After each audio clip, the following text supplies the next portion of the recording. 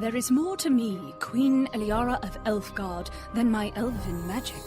Just as there's more to Geico than saving you money, Geico also gives you 24/7 access to licensed agents online, on the phone, or on the Geico app. And while I am a mighty elf queen, I am also a mighty big fan of barbecue potato chips. Minions! More smoky mesquite. Geico. Expect great savings and a whole lot more. Blog Talk Radio.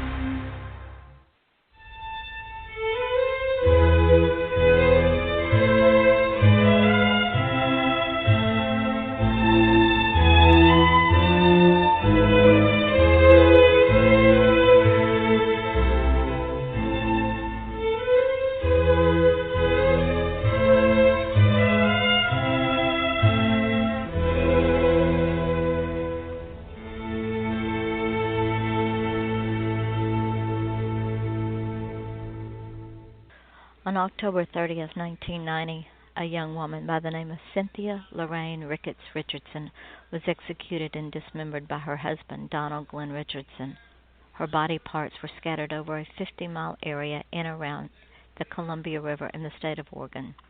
As if the abuse Cindy suffered at the hands of her husband wasn't enough, the state of Oregon delivered its own brand of injustice to not only Cindy and her family, but to a second family as well. That is, when Donald was released from prison after only a 25-year sentence for his heinous crime against his wife. When Donald was released due to a new law that had been passed by the state legislature, he committed a crime so horrible it should have earned him the death penalty. Sadly, he will be released from prison in 2023. The family has fought for years to keep him in prison even before he was released the first time. This is Cindy's story. This is finally the justice she nor her family ever received at the hands of the criminal justice system in Oregon, from the Attorney General down to the psychiatrist who stated that he was not a danger to others. While he was awaiting trial for Cindy's murder, his defense attorney stated in court that it was just a garden-variety murder. Now Cindy can rest and her family can find the peace that has eluded them for so many years.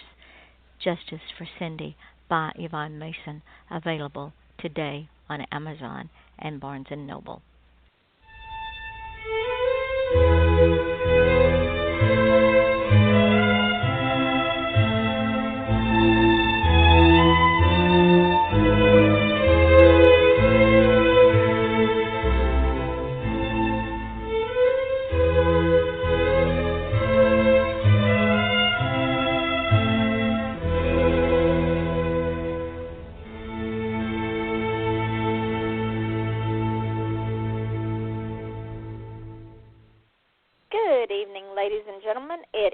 Friday night, and this is Off the Chain with your host, Yvonne Mason, and yes, guilty. It was a piece of shameless promotion, and I encourage each of you to buy the book Justice for Cindy because it is a true crime, and the state of Oregon did indeed serve injustice to both Cindy, her family, and the second family. This story was very difficult to write, and it deserves to be heard. Cindy's voice deserves to be heard. But on a lighter note, Friday night we have author Gray Dixon, and I have to tell you, I am so excited to have her on the show because she has the courage to write things that I can't even read. She is the nom de plume of erotica, of hot, sexy stories for the adult crowd. Now notice, ladies and gentlemen, I said adult, and we're not talking young adult, we're not talking tweens, we're not talking teens, we're talking adult, as in grown folks, as in anybody over 20. She loves walks along the beach at sunset, a glass of wine over a romantic dinner, and a night of love.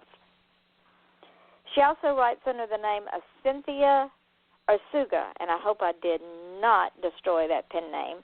And she writes with her husband, Mike, and yes, we will be delving into that little ditty. On the serious side, Gray currently resides in Orlando, Florida, the land of magic, surrounded by the treasured gems in her life, a caring, loving husband, a dutiful and loyal daughter, and a precious, delightful granddaughter. Oh, and we must not forget her mischievous, Silky terrier, Fitzy. Many things excite Gray: crafting, watching the History Channel, reality shows, some of them, not all of them, travel, and, of course, writing. She's worked hard all of her life in many interesting fields and enjoyed all of them, but she has finally found enough time to relax and enjoy escaping into worlds which she creates through her stories. Gray writes contemporary and paranormal erotica with BDSM elements and hopes readers will enjoy the tales that she weaves. I am so jealous, Gray, because you dare write things I do not, much less do not dare read. I'm afraid I would blush. Welcome to the show. So glad you were here. Thanks, Yvonne. I'm glad to be here. Can you hear me? Yes, I can hear you fine, my dear. Oh, okay.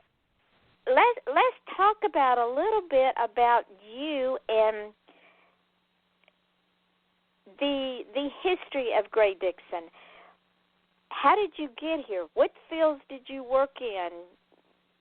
Was writing in this genre something that you've always wanted to do?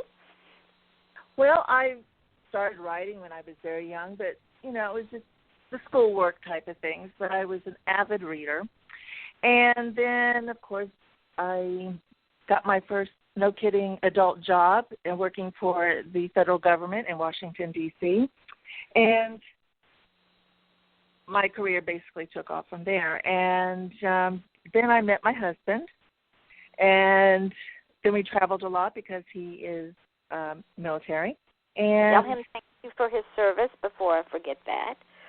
Oh, I will let him know. And but my father also was in the military, so I traveled a lot. So traveling, and I had a lot of experiences from my travels. In my first book, I didn't write until, it's kind of a strange story, but I wasn't retired. I had a lot of different businesses, and through my career, when we retired, and I put that in quotes, my husband had retired from the military, but 9/11 came, and he wanted to do something again for serving the country. I mean, we're very patriotic people, and so he took a job with the transportation security, and we moved out of the area, and I didn't have anything to do after 21 years as a real estate broker, and so I formed a company with my brother, and it was in the hospitality business. We, Wow. jobs with Disney, and, this is land of magic. So we worked for Disney and cruise ships and other hotels. So it was really exciting, but that got a little tricky. But my husband took and retired again, and he said, well, he was not going to sit around and just become a couch potato in his retirement years. And he started writing, which was an avid thing for him to do. He was writing. I found manuscripts that he wrote when he was like 6 years old. So he started writing. I started reading them and editing them for him. And I said, you know what? I got a few stories in me too. So I started writing. And it took off from there. I was actually published before he was, which was a little contentious there for a while. Since he was, it was just, I write my first book and get accepted. So it was kind of a little interesting, but he did eventually get, accepted. So that's how our careers kind of took off, and this was back in 2009 was when my first book was accepted. And it's just gone from there to the point where we have now created our own small press, publishing house. So let me ask you this. Up from there. Your first book, was it paranormal erotica, or was it more mild? It was like, okay, I'm not into all this, gore and vampire and stuff. That's what my husband started writing, was vampires. I thought, oh, okay, but his was a little on the darker side, I guess. And I said, no, I got to make my vampire sexy, man. I can't have them just blood and guts and gore. No, I can't do that. So I just went the other route. And it just took off from there. That first book turned into a series, which I'm still working on. It's still going. And in the meantime, I tried another vampire-type story. A different thing had been kicking around. It's like once it got started, my mind just wouldn't stop. And I started another vampire series, but a totally more erotic, but not real erotic. The first one had the BDSM-type elements in it, where the second series doesn't. And it's more traditional, I guess you can say. And it's like a trip around the world I'm doing with different. The next one in the series on that is actually going to be the She-Wolf of London. So still all in the same series. Paranormal. Well, yes. Let me ask you this: what? Because I ask all of my author friends this when they come on. What made you choose that particular genre? Because that is a genre unto itself. It really doesn't fit in any particular slot because there's all kinds of different undercurrents in your books. You've got erotica, you've got a BDSM element, you've got the vampire element, you've got the paranormal. So you've got several genres rolled into one. What made you go in that direction? Well, the first book, it really started it. I was just driving in my car, and it came to me. This whole idea, and I said, okay, it's going to be vampires, fast cars. I just came home, started writing it, and I don't know why, because I didn't particularly care for vampires. I understand that. Because when the voices get in your head, they won't shut up. No, I've got so many works in progress because I mean, that happens all the time. I'll just be writing along, and then for some reason, this whole idea of something else just pops in my head. And I got to write a little bit of it down in the middle of writing something else. Like, drives me crazy. But anyways, it's fun, and I enjoy it, and it's just a creative release that I guess is always there, and I just had hid it for so long because I was doing other more technical, logical thinking things, and this is just totally different. Well, what brought about the second pen name and you writing with your husband? Was it the fact that he started writing and you were reading his work and it just sort of evolved, or was it a conscious thing that you guys did together? Yes. He was with a different publishing house and I was with another.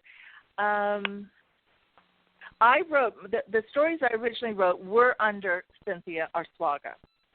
And the more erotic they got, I figured, you know what? Anybody can Google my name and find me. I don't think that's a good idea. So when I got into the more erotica type stuff, I definitely said, you know what, I'm going to take the pen name that I originally wanted to write under, but my first publisher said, no, your real name is kind of unusual. Keep it. I went, okay. So Gray Dixon is actually my mother's maiden name. So wow. She was probably rolling in her grave, but in a way I'm honoring her because she was always, my mom and dad were always supportive of anything I did. So that it's kind of an homage to her. So that's. Well, do you and your husband? How we got started was we were on one of the Yahoo author groups, and it was like one of the threads was talking about all these weird paranormal shape-shifting creatures are coming out in people's writing, like octopus and dinosaurs and just weird stuff, right? And you think of most of the shapeshifters, the big wolves and, bigger animals. Uh-huh. And so I walked into his office and telling him about this, and I sat down and we were just chit-chatting back and forth, and our other dog, who has since passed away, who is a Yorkshire Terrier, comes bebopping in, and he has such a personality. I mean, you could just read his face and his body language so much. I mean, he was very vocal in his different barks. But he walked in, and I looked down at him, and my husband looked down at him, and then we looked at each other and went, oh, my God. Within an hour, I was at my laptop and writing I wrote prologue for Top Dog.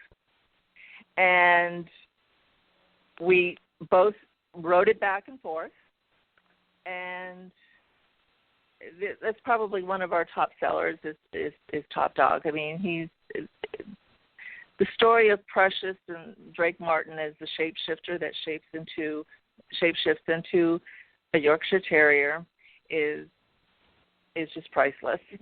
We originally wrote it in an erotic as an erotic book, but when we got our rights back to the book, we made it PG because all of the comments by people that would review it and all kept saying, gosh, this would make a great movie, but it's a little on the erotic side. It maybe needs to be more PG. So we took out all the sex scenes. But it still has the same elements in it. And that's how we wrote it together. Well, you've got my interest peaked now with this book. So tell us about this book. You told me the backstory, but what goes on in this beautiful book? Well, it starts out where it is Drake Martin is a private detective, and he's on a job, and he gets caught because he's shapeshifted. To get away, he shapeshifts down into his alter ego of being a Yorkshire Terrier. Well, you can't shapeshift that small and back and forth with a collar on, so he didn't have a collar, and he got caught by the dog pound. And so he's taken off and put in prison, so to speak, and he becomes adopted by a young little 6-year-old girl who absolutely falls in love with him. She calls him Precious, her little Precious.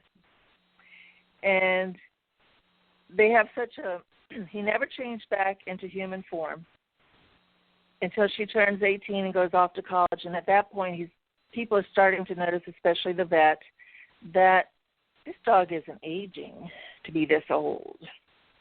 So he takes off. He runs away. That's all the prologue. Fast track up. 10 years later, he's on another job for a cheating husband and gets caught up into a human trafficking organization. And guess who the FBI busts?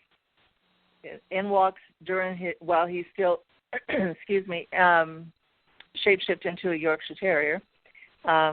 Walks in Katie, the little girl that he was adopted by, but now she's an FBI agent. And it takes off from there, their adventures back and forth. And basically during all the adventures in the book with the human trafficking and all, ends up in New Orleans and back and forth. But he always has her back, and he has her heart, and he has her in her lap. Because that's the whole thing is during the whole adventure, he doesn't tell her that he shapeshifts back and forth. So she's falling in love with the human side, and she adopts the little Yorkshire Terrier. So there's a little comedy involved with him trying to shift and not shift in her apartment, and playing both roles. Kind of funny. You'd have to read it. But that's pretty much it. And it was it's amazing. It was such fun to write it. We continued it on into Love and Death and the Big Easy, because he becomes the head of the clan that's down in the New Orleans area of all the shapeshifters that are now working on the sly with the FBI to catch criminals. And it's about 20 years later. And then I don't want to give away too much, but there's some other interesting things that happen. So. Oh, yeah. But we have shapeshifters that are snakes, that are moose, that are gorillas, that are little rodents, and it just goes on and on. So, but we just have fun creating all the characters. Is this listed under Cynthia Arsuaga? Yes. Okay. Cynthia or Mike. But those are the two that I wrote and I kept in my name, the Cynthia Arsuaga, and everything else that I write that's erotic is under Gray. Because I am going to download. This book sounds amazing. When you were telling me about it, I could just see it happening, and the comic routine of trying to keep from shape-shifting while you're trying to sit in your owner's lap, and plus trying not to shape-shift back into the dog while you're trying to solve a crime. That's pretty much what happens. It's like I said, we had a really good time writing it, so it was just. What made you decide to get on the erotica side? That is, to me, it's an interesting genre. It takes a special person to be able to do it, though. Well, I really don't know. I guess I had the mindset at first. When you write like that, I'm like, I don't know, but then I'm thinking now I write it because that's just the way it is. I don't know. I'm just honest about it, I guess. It just happens. But because it's a hot genre. That is the hottest genre out there right now. Paranormal, erotica with a mix of BDSM. You can't. It's amazing at how many books are being sold by authors that write in that genre, because they've taken what used to be called the naughty books, made them popular, and thrown in paranormal activity with them. So to be able to do that, I admire you. Oh, well, thank you. But, I've been writing it, like I said, that was like my first stuff. That was back in 2009. So it wasn't, if it's popular now, how many, 16, 17, Exactly. 2016, it's, we're coming up. I guess it just took a while. I was ahead of my time. I don't know. I don't think I was, but, that's the way I've always written. And the thing is I never even read vampire books. So I created my own people like I wanted them to be. So, I did not read like that. I read all that sweet stuff. Why I started writing I have no idea. Maybe deep down that's what I thought those other books needed. I don't know. But your evil twin popped right out, Greg. Your evil twin said, okay. I guess so. Yep. That person that, we always keep a piece of ourselves hidden, and that person that was kept hidden says, okay, I've had enough of this sugar and spice and everything nice. I'm going to show you a little naughty. Well, that's kind of how, actually, Dixon, my vampire books do okay, but my real contemporary BDSM erotica stuff sells more. And that has no paranormal in it at all. So I don't know where that came from. That's because it is a hot topic. I think you're about the third or fourth author that I've had that writes in this genre, and they all say the same thing, that they can't crank out the books fast enough because people are screaming, women especially, are screaming for this genre. I keep writing it. Except now, to even throw another wrench into all this is one of the ones that I'm writing now, it will have paranormal in it, but in a little bit different. But it's going to be young adult because I'm actually going to be writing it with the help of my granddaughter. So it's going to be a young adult for that. So that's a total departure from what I write. But it's good, though. Don't you agree that it's good to stretch one's creativity in order to keep the characters fresh and the brain cells fresh and the desire to keep creating? Oh yeah, because everything interests me. I have started a historical fiction, so that is all based on all the genealogy research that I've been doing for several years, and I want to do that. So that's what interests me. That's what I'm going to write, and I don't necessarily feel like I have to stay in one genre just because it's popular. I write because that's what I like to do. With your historical fiction that you've got on your drawing board, where does it take place? Does it take place in one specific area, in one specific time, or is it like a history of characters that you're bringing to life? It's going to be based on historical figures. It's going to be my ancestors. And the first one that I'm doing is back in the 1100s. Wow. And in France. And then as I researched more, then there's, I said, these are some strong women in history that you just don't think about, but I'm just going to create a story around their life, bringing in historical elements that are in it. So, it's going to be fiction, but it'll be totally based upon real people. So that's where I'm going to start it. And I want to do it all on the women that are in my, family tree. And I'm just going to make a series of it. So that's a long-term project of mine because I was just so fascinated by their lives. I went, oh, my gosh, these women were strong. They were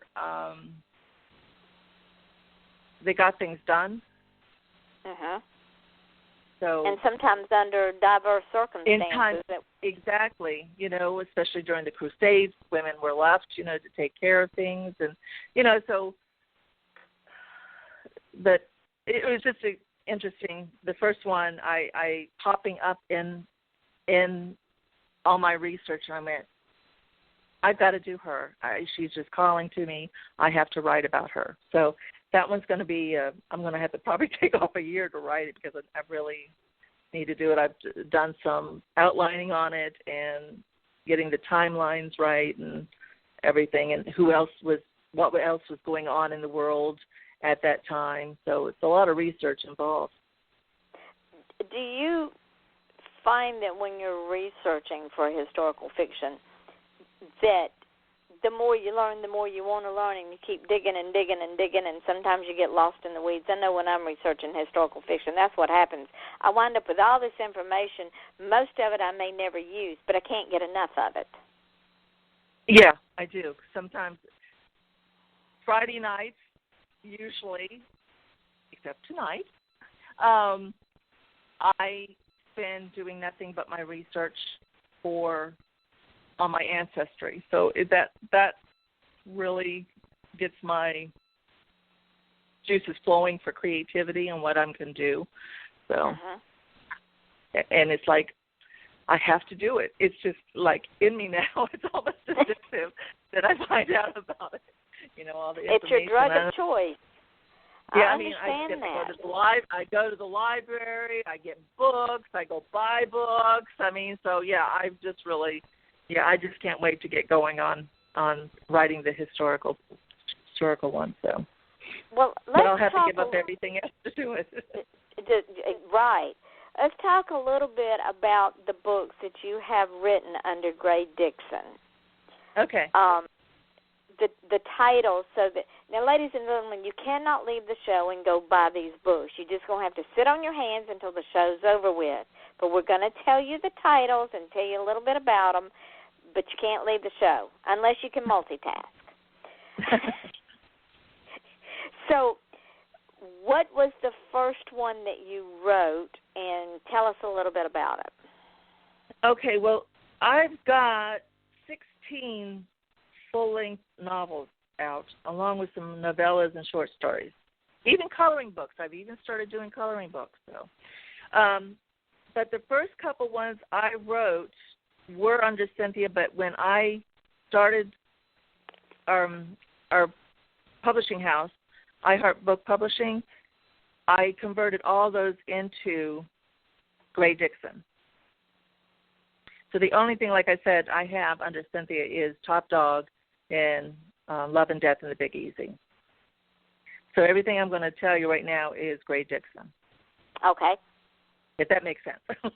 Yes, it the does. first one I wrote, which was a series, was with the vampires, was Hunting a Vampire. It was originally called Born to be Wild, but there were several other paranormal vampire-type books also named that, and it was getting a little confusing. So I totally changed it, the books, but I do put disclaimers up there saying that this was previously published, so if anybody doesn't want to buy the same book, I get twice. But it's Hunting a Vampire, Playing with the Vampire, and the one that just came out a couple months ago was Dreaming of a Vampire, which is kind of my favorite. But Hunting a Vampire starts with his name is Stefan, but he is a very old vampire, but he's getting tired of being a vampire, and he wants to pretty much commit hara-kiri with his life until he runs into this very feisty redhead who is a vampire hunter. And she's looking for a rogue vampire that's out killing innocent people. She tracks him all the way from Florida up to Virginia Beach, Virginia, which is where Stefan is. And he ends up helping her catch the rogue. And they have, the whole book is pretty much, that's what they're doing is chasing him down. And Stefan actually works as the kind of enforcer for the head vampire of that area named Gregory Van Zandt, and he owns a vampire club that has the BDSM in it. So that's where that comes in, and it goes all the way through the next two books as well. Playing with the Vampire picks up with Gregory and a young woman who's also an author, and she writes his story. And then Dreaming with the Vampire, he comes over from the old country, and because he keeps having these dreams, and vampires don't dream in this particular world that I've created, and that he's being haunted by this woman that he saves in the dream, and he's called back to Florida because the story in Playing with the Vampire ends up that they move to Florida. So from the first one, from Hunting a Vampire, they show up in Dreaming of a Vampire. And so he comes over, and it turns out that the woman is actually a savant, and I did a lot of research on that, and she was in a coma, and he actually saved her because she was in a coma. But she developed skills.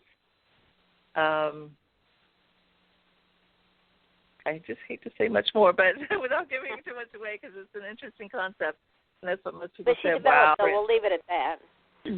So that's that series, and there's one more that I'm writing. I'm about halfway into that, and it's called Trouble with the Vampire, and it goes back to Virginia Beach, and it takes place mainly in a, she's the female, the heroine in it is, she's a stripper, an exotic dancer, so, and her stage name is Trouble, so that's where the title comes from, that Trouble with the Vampire, and the vampire in that one is a cowboy, and that was turned back in the 1800s from the West, and he's running away from his father who turned him, who happened to be run with Jesse James. So that's where that storyline goes. So it would be safe to say, just from the synopsis that you've given me over these few books, it would be safe to say you did quite a bit of research on the timeline for, say, the Wild West and Virginia Beach and Florida in order to make folks believable. Well, I'm from Virginia Beach originally, so I do know the area really well, and I now live in Florida. So yes, that part was easy. I have a very close friend who is an exotic dancer, so that's not going to be a problem either. And the savant part was such intriguing research, but yes, I did a lot on that. And she's an artist and learned all the lingo and all with that too. So now, for folks who do not understand what a savant is, you and I know, but there may be some that has heard the terminology, but they don't know what a savant is. Explain it to them, if you will. Well, there's a lot of different types of savant, but what I did with this particular one, the skills people can, through traumatic brain injuries and all, they aren't just all born with it, but you can have a traumatic accident, and my heroine did. She was in a car accident, but some people you will see, like you think of the Rain Man that had with what was his name, the actor? Dustin Hoffman. Yes, thank you. Yeah. Terrible. You haven't seen him around in a while. Maybe that's why. But it could be. Yeah, but you know that he I don't know how to explain it. It was just so much involved with it. I mean, it was just like one thing led to another for me doing the research. I mean, I must have had over 100 pages printed out of all the different things I was going to use. But it's like somebody can wake up and all of a sudden can play the piano where they never played the piano before. That kind of thing. I mean, something triggers in the brain. Add a line of numbers and multiply a line of numbers. It's 3 miles long. It's an equation. But they don't know how to tie the shoe. But they don't know how Right. to tie the shoe, I think. Yeah, it's something like that. But it's something that, can go on with the brain. And you don't necessarily are born with it, but some are. And there's just different types of it. And for my purposes, I just had her she was in a car accident, went into a coma. And during that coma, she developed, while her brain was healing, in this particular case, her boyfriend gave her some vampire blood and that kind of thing. So that's how it all came about. It was plausible that it could happen in this world because she got healing things from the vampire blood. But we know that doesn't happen in real life, but it made sense in the story. Well, it fits the story. And with savants, they're highly intellectual, but very limited. They're very limited with social skills. Yes. It's almost like you think maybe like autism or something like that, but it's just a different level of it. So there was just so many different things involved with it. I'd have to pull my notes out to start talking, but then I don't want to turn this into a lesson on that. I know, because autistic people some of them are geniuses. Yes. They are actual but they don't have social skills, and they don't have great one-on-one communication skills. But if you put them in an environment that they are comfortable with, they take off with it and run with it. And that's the same thing with Vaughn. We go back to the movie The Rainmaker with Dustin Hoffman. Dustin Hoffman could rattle off an equation at the drop of a hat, but when he was taken out of his environment, remember when they took the road trip and he kept asking his brother the same question over and over and over again? It never clicked. Yeah. So, ladies and gentlemen, that's what a savant is. They're geniuses in the environment that they know. But if they're taking out of that environment, or there's change within the environment, it throws them off in a way that sometimes they don't know how to handle it. They don't know how to handle it. Yeah. They get very upset, extremely upset. Yeah. So that is your lesson tonight, ladies and gentlemen, on savants, because people should know they're reading about in your book, because that is it could happen. Yeah, I mean, I read it. I think it was like about a month ago. I read a story that some guy was in an accident, and all of a sudden he started seeing things. And I think it was something they do something like that on a program. I think The Librarians. There was somebody that was all of a sudden they can see figures, and that's just what happened to them. I mean, so there's just so many different avenues that a savant could be skilled in, or knowledgeable in, but everything else they don't know anything, or they know a lot, but one is just like superhuman like. So. And it's like the brain takes on a different function. It's like the brain has got several different brains under one umbrella, and this one part of the brain is just overexcited with neurons and electrons and ideas, and they can't get them out fast enough. But then on the other side, where there is, as we say, the walking around sense, or the ability to reason, there's no room for it to do that, because this side of the brain over here is just on overload. Yeah, no. It was fascinating to research. It really was. It was like, wow, I've got to put some of this stuff out there, So it would be safe to say that even though your books are shapeshifters, paranormals, erotica, BDSM, whatever people want to call them, someone that reads that book, if they take and read it with an open mind, they're going to learn something. They're going to learn history. They're going to learn human nature. They're going to learn life's lessons. They're going to learn what a savant is, what causes it, how to deal with it. There's so many different things that people can learn in your books. People should read your books. I guess so. I mean, I try to inject a little bit of realism in it, even though it's fiction, but it's plausible, impossible stuff. And if you learn a little bit of something, or if it doesn't teach you anything, I mean, maybe it might make you go Google it or look it up and learn some more about it, So and that is true. Put that kind of realism into my characters. I'm just not the regular, boy meets girl, at the coffee shop, and you go from there. I try boy meets girl, boy finds girl, boy loses girl, and it's the same thread throughout the entire book.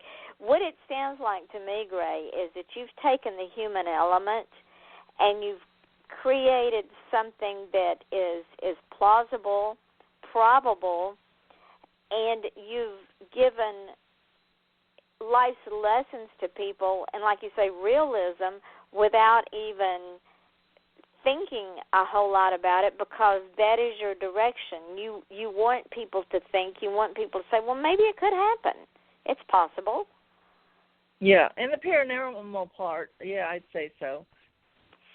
And then like on my contemporary I mean, I try and have real characters, real professions, and just ordinary people type thing. That's what I try and inject even in the contemporary. And I even wrote one with reincarnation. So that was like the second book I wrote. And it's had a lot of edits and all along the way. But, I mean, I try just to make it real, even though it's fiction. So real people, real events, real surroundings, everything, whether it's in paranormal or outer space or what it is, that's what I try and do. Well, let's back up a little bit, because writing a story with your granddaughter has to be one of the most amazing adventures that you've taken in your life. Yes, and it goes back to she has ADHD, and it's challenging. And part of her thing, too, is the social skills and wanting to read, wanting to comprehend what she reads. She has problems writing. So it's been like this, and I thought, Papa and Nana write, so maybe we can help her get enthused about that.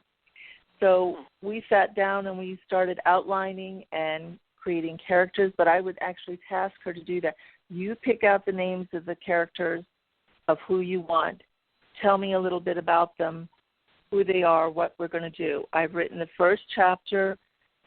Let her read it. She makes us suggestions. I think she would really be this way, the main character. And so that's how I'm getting her involved, to help her as well as write a good story. I think that is an excellent, excellent idea. All of my children have ADHD, and my grandchildren have ADHD, and so I understand where you're coming from. The inability to be able to concentrate for anything for longer than 15 minutes. If they go 16 minutes, it's an absolute. It is. It is tough. It is tough. And you're sitting there rocking along, and all of a sudden she goes, "Oh, there's a squirrel." Trust me, I get it. We always say that. We'll be talking along, and I went, "Oh, squirrel." Yeah, exactly. It's kind of like a joke now. It's a joke now. So we know what we're talking about. So I truly understand it, and for you to be able to do that with her, not only is good for her, but the story itself will offer so much of her personality, and when people read it, they will, even if they don't have children or anybody in their family who's ADHD, they will be able to relate to it on their own level, because we all have something wrong with us. I have a brother that's retarded. We all have a handicap, but that doesn't mean that we're not worthwhile, and it doesn't mean that we don't have anything to offer society. It just means we've got something because of our handicap. We have something unique to us that we can bring to the table, and I admire your tenacity and her guts, because it takes a lot of guts for her to sit down and teach herself to be disciplined enough to do that. And please let her know how proud of her I am. Yeah, it's just, it's funny because the first sentence, if you want to call a sentence in it, it says, "I'm different." And most days I sing normal, but what is normal these days anyway? And exactly. that's the start of it. And the young girl who's telling the story does have the ADHD, but she has other. That's where it goes over. I guess it's going to be paranormal, but she has extra abilities that make her different, and finds out there's other people out there as well. And I guess think of it like, not the Hunger Games, but the Divergent series. It's kind of a futuristic type, but they have other abilities, and they're going to fight, the government and all that. But that's the main emphasis, too, is that, yes, we do have this ADHD problems, and we've had these difficulties, growing up, but we're going to be able to save the world. Let her know that some of the most prominent people in our history had ADHD. Einstein was pulled out of school and considered stupid. Yeah. Because he was a genius, but he also had ADHD. There are others down through history that contributed to our future, and they were unique. I don't call them handicapped. I don't even call them challenged. I call them unique because each of us have our own challenges. I live in a right-handed world. I stutter when I get tired because the brain goes to sleep. Mm-hmm. But that doesn't mean that I don't have something to offer. And your granddaughter can talk about her uniqueness from a perspective that nobody else can because it's unique to her. Right. So that's my long-term project with her, other than on the other little it'd be an actual children's book, but it's going to be a travel adventure book because we like to travel with her as well, let her see the world. And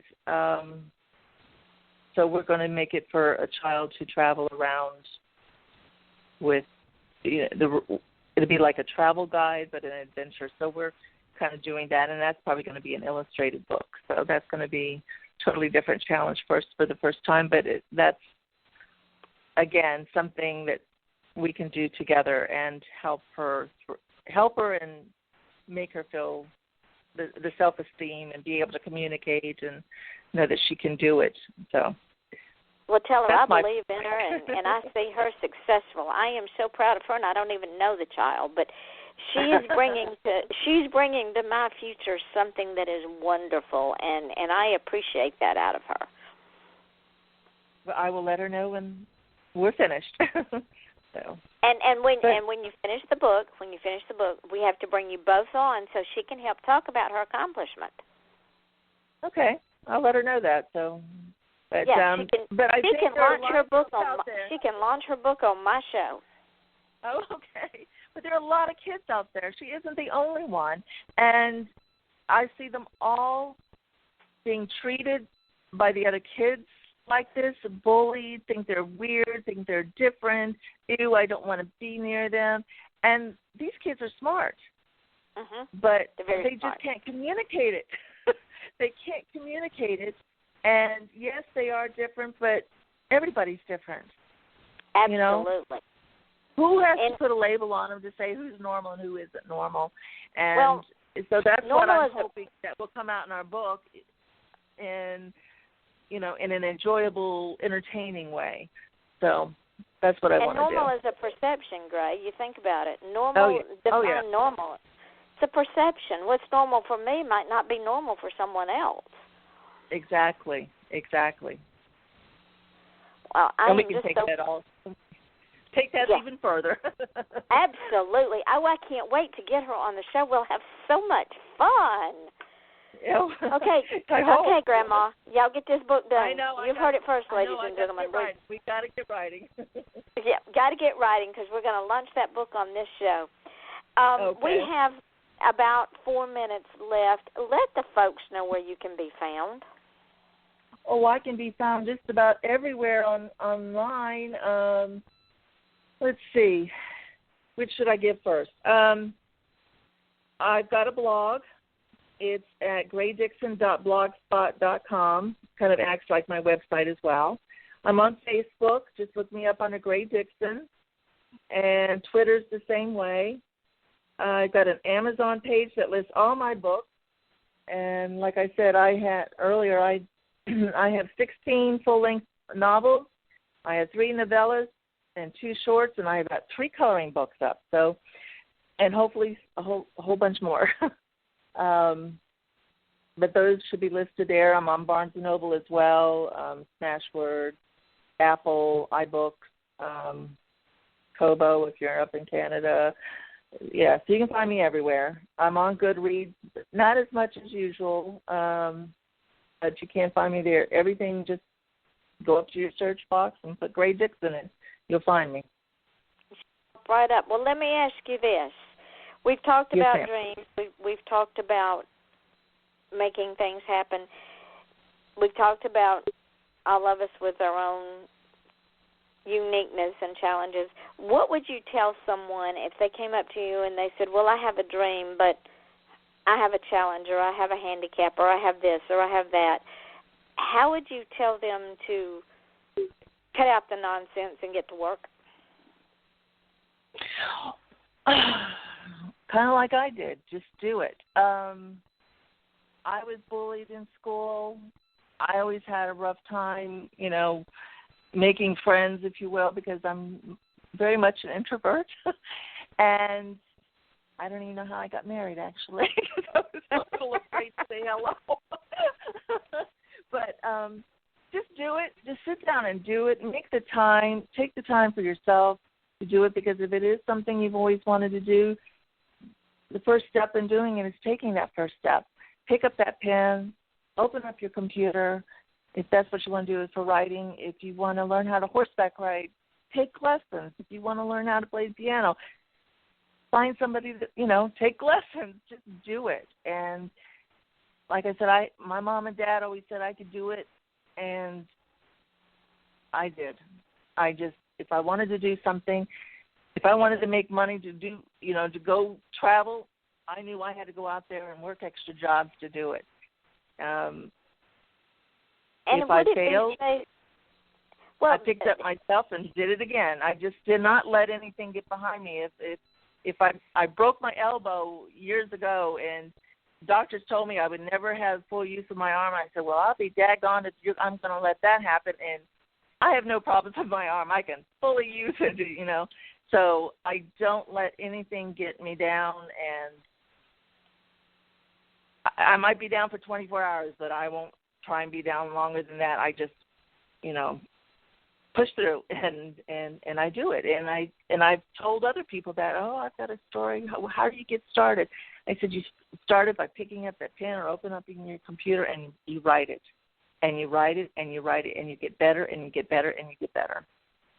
And to me, if one never even attempts to make that dream real, they failed. If they attempted to make the dream real and it wasn't the right dream, but another dream came true in its place, they succeeded. Oh, yeah. I don't think you ever fail unless you just walk away. Exactly. Ladies and gentlemen, we are winding down from our show tonight. Gray, I told you this hour would fly by, and it did. I know. And we could be talking, couldn't we, Yvonne? We could be. I want to thank you so much. Now, don't hang up when the show counts down. Don't hang up, because I want you to hang on for just a minute, and we'll talk a few minutes in archives. But I wanted to say thank you so much, and please tell your husband thank you for his service. Kiss that beautiful grandchild for me and tell her I am very, very proud of her. Don't know her name, but I am so proud of her, and I will continually pray for her success, and she is a success. Tomorrow night, ladies and gentlemen, we have author Alan Gravett. This man is an absolute genius. I don't even know that I can carry on a conversation with him, even though I've known him for over 40 years. But he has a lot that he's going to be talking about. Can't wait to hear the things that he's been doing. We will be off until next Wednesday night, and we'll start all over next Wednesday night. For those of you all that do not know, we now are currently at over 2,300 listeners just on this show alone. When you include all the podcasts on this show, we are over 6,500 listeners. We are heard all over the world, even including little places I've never heard of. So if you have a passion, if you have a business, if you have a craft, and you want your moment in the sun, please, this show is for you. We are only as successful as we allow others to be, and it is my goal to make everyone successful that wishes to be. So contact me.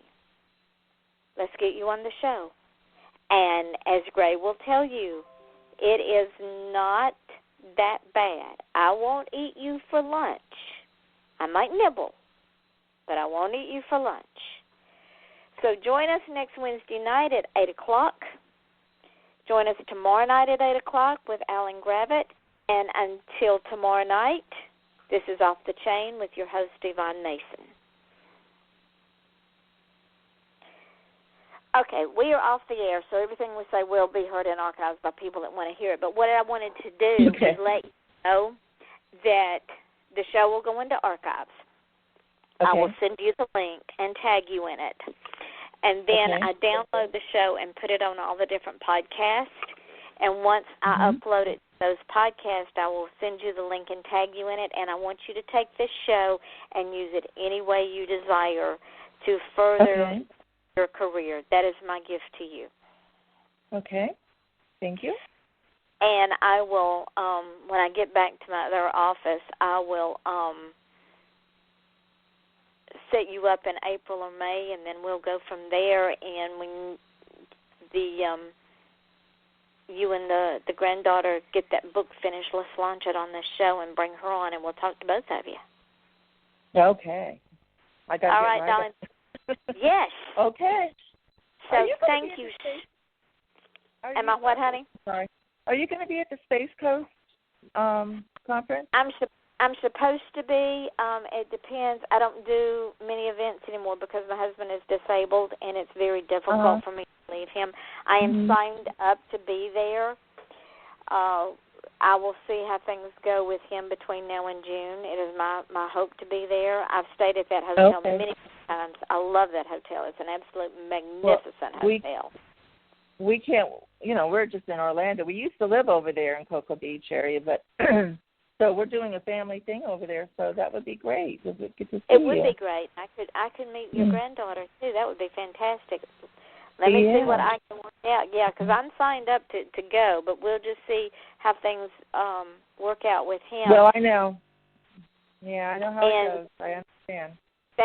Thank you again for spending an hour of your Friday evening with me. I appreciate it so, so much.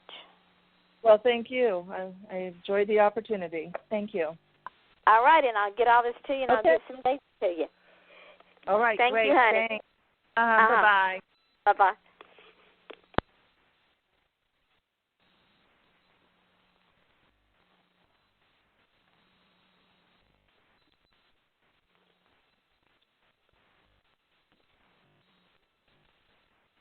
Run to Old Navy right now to get up to 50% off store-wide. Stock up on all of Old Navy's best-selling style faves, like tees from $5, dresses from $12, and jeans for the family from $15. Plus, get up to 75% off clearance. But you'd better hurry. At these prices, Old Navy's style faves are sure to go fast. Run to Old Navy right now. Valid 113 to 122. Select styles only. Clearance valid through 122. Run to Old Navy right now. All Old Navy active is buy one, get one free 2 days only, today and tomorrow. That's right, your favorite workout wear is all buy one, get one free. Better hurry, it's just today and tomorrow at Old Navy. Valid 114 to 115 in stores only.